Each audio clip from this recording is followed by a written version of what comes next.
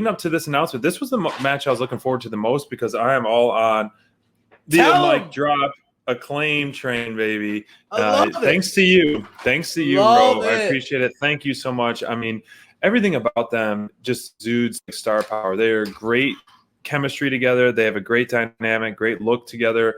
The typical heel coming out, throwing the low blows, the low jabs, and then using your potentially weapons to win on this. So I think his intro, Caster's mic drop in the beginning was just so great, tied into cheap heat going against the wife. Yes. Oh man, Bonds you're eating that up.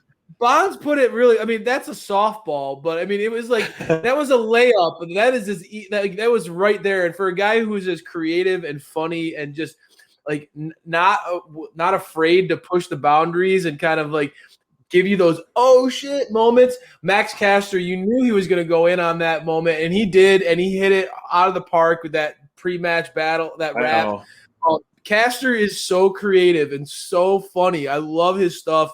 And he and Bowens have really emerged as a team that I feel like fans are chomping at the bit to see these guys week in and week out, whether it's Dark, whether it's Dynamite, whether it's just following them on Twitter.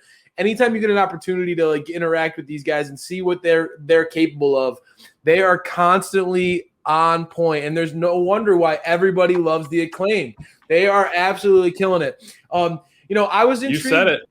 Like their all talk battle rap that they did earlier in the week. They dropped that early in the week. I love that too, man. I was digging that. Fire. I was really intrigued by how Moxley and Kingston were going to respond. They had Kingston and Mox had their little rebuttal in their little promo where basically they downplayed the Acclaim. They said, Kingston was talking about how, it's basically a rapper and his friend, just kind of like discarding Bowens a little bit. And it became very clear very early on, especially after that dig by Caster, that this was going to be physical. This one was going to be one of those matches where, that Kingston and Mox were going to let their physicality do the talking for them. And boy, did they ever. I mean, Moxley was laying some stiff chops. I know you had to love that. Moxley was laying some stiff chops in. Obviously, Kingston has kind of fallen into the Ricky Morton of this tag team where he's the guy who's always getting beaten up during the matches. Right. He's always the guy who's kind of getting that, like, allowing the other team to build up their momentum. And then he'll make that hot tag to legitimately one of the top stars in the world, Jon The Wild Moxley. Thing, baby. The Wild Thing. So I felt like that formula is starting to play out, and it's working really well for them. Moxley is at the top of his game. And clearly now they have emerged as the number one contenders for the tag team titles, and they're going to get that shot at Double or Nothing. Yep. After beating the Acclaimed, who have been, in that top five for a long time, I can understand and with how personal and how hot this rivalry between Moxley, Kingston, and the Elite has been, I think it makes a lot of sense to lean into that. Although, if you're following Dax on Twitter like I am, my man has said he's going to quit now. He's quitting pro wrestling because because Moxley and Kingston have jumped FTR and gotten at the top of the line. FTR makes a great point. They've never got a rematch against the Bucks since they dropped the titles all those months ago. And we as fans absolutely know that those guys delivered. That FTR versus Young Bucks match was an absolute classic. So I have a feeling that there's going to be a lot of eyes on this match at Double or Nothing, not only from a fan base perspective, but from the locker room's perspective. After what we saw later on in tonight's main event with the Varsity Blondes, the way that the Bucks have been winning these matches, their cheap shots and things like that, there's going to be a lot of people who are going to be chomping at the bit to see what happens in that title match and to want a shot for those tag title belts.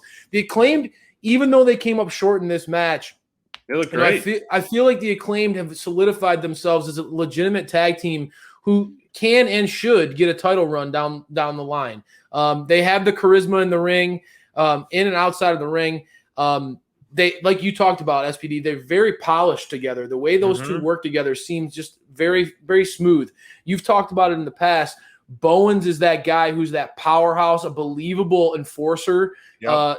And then you got Caster, who is the loudmouth.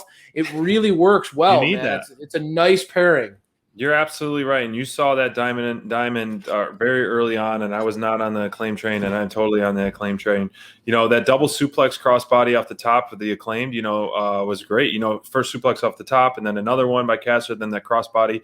Props to the AEW camera team, because that overhead angle of the turnbuckle is absolutely puts it a whole new perspective of just like the hang time you can do. It was really great stuff. Mox had some explosive offense in this as well, and just his attitude and his body language is a lot of fun to watch. And so, this was a match that really helped delivered, and one I was really looking forward to, and I was happy with it. And the Acclaimed AEW, the Acclaimed have arrived, baby.